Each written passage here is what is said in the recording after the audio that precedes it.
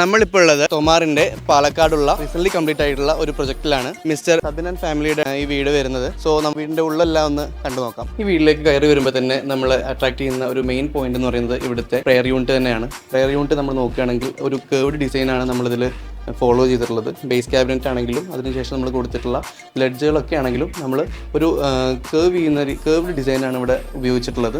അതുപോലെ തന്നെ ഇവിടെ തൊട്ടടുത്ത് തന്നെ നമുക്കൊരു പാർട്ടീഷൻ വരുന്നുണ്ട്. ഒരു ആർക്കിടെക്ട് കം പാർട്ടീഷനാണ് ഇവിടെ വരുന്നത്. നമുക്ക് എന്തെങ്കിലും ആർട്ടിഫാക്ട്സ് വെക്കാനും എല്ലാത്തിനും നമുക്ക് യൂസ്ഫുൾ ആവുന്ന രീതിയിൽ ലെഡ്ജസും അതുപോലെ തന്നെ ഫൂട്ടർ ഗ്ലാസിൻ്റെ ഒരു പാനലെല്ലാം വരുന്ന പോലെയാണ് നമ്മൾ ഈ പാർട്ടീഷൻ ഡിസൈൻ ചെയ്തിട്ടുള്ളത്. ടി വി യൂണിറ്റ് നമ്മൾ കൊടുത്തിട്ടുള്ളത് ക്ലയൻറ്റിൻ്റെ ഒരു മെയിൻ റിക്വയർമെൻ്റ് ആയിരുന്നു.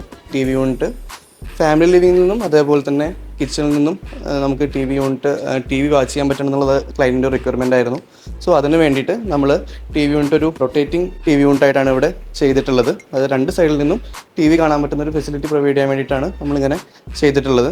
കിച്ചണിൽ നമ്മൾ ഒരു ബീജ് തീമാണ് ഇവിടെ കൊണ്ടുവരാൻ ശ്രമിച്ചിട്ടുള്ളത്. നമുക്ക് ക്രോക്കറിക്കുള്ളൊരു പ്രൊവിഷൻ സെപ്പറേറ്റ് ആയിട്ട് ഇല്ലാത്തതുകൊണ്ട് നമ്മൾ വാൾ ക്യാബിൻ്റെ തന്നെ രണ്ട് മിനി ക്രോക്കറീസ് ഇവിടെ കൊടുത്തിട്ടുണ്ട്. ടാൻഡം ബോക്സസ് ആൻഡ് ബോട്ടിൽ പുള്ളൗട്ട് അങ്ങനെയുള്ള ബേസിക് ആയിട്ടുള്ള എല്ലാ ആക്സസറീസും നമ്മളിവിടെ ഇൻക്ലൂഡ് ചെയ്തിട്ടുണ്ട്.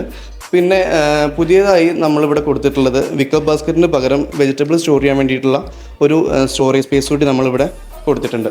നമ്മളിവിടെ ജർമ്മൻ ബ്രാൻഡായിട്ടുള്ള കാരിസലിൻ്റെ ഹോം അപ്ലയൻസസ് ആണ് കസ്റ്റമറിന് പ്രൊവൈഡ് ചെയ്തിട്ടുള്ളത്. കാരിസലിൻ്റെ ഫുഡ് അതേപോലെ തന്നെ സിങ്ക് എല്ലാം യൂസ് ചെയ്തിട്ടുള്ളത് ഈ സെയിം ബ്രാൻഡിൻ്റെ തന്നെയാണ്. BLDC മോട്ടേഴ്സിൻ്റെ ഫംഗ്ഷനൊക്കെ ഉള്ള ഏറ്റവും ലേറ്റസ്റ്റ് ആയിട്ടുള്ള മോഡലാണ് നമ്മളിവിടെ ഫുഡായിട്ട് ഉപയോഗിച്ചിട്ടുള്ളത്. ഇവിടെ വർക്ക് ഏരിയയിലാണെങ്കിലും വർക്ക് ഏരിയ ആക്ച്വലി ചെറിയൊരു സ്പേസ് ആയിരുന്നു. പക്ഷേ മാക്സിമം സ്റ്റോറേജ് സ്പേസ് വേണമെന്നുള്ള രീതിയിലാണ് നമ്മൾ എൽ ഷേപ്പിൽ ഈ വർക്ക് ഏരിയ ഡിസൈൻ ചെയ്തത്.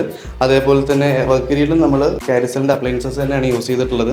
വാഷിംഗ് മെഷീൻ കൺസീൽഡ് ആയിട്ടാണ് നമ്മൾ ചെയ്തിട്ടുള്ളത്.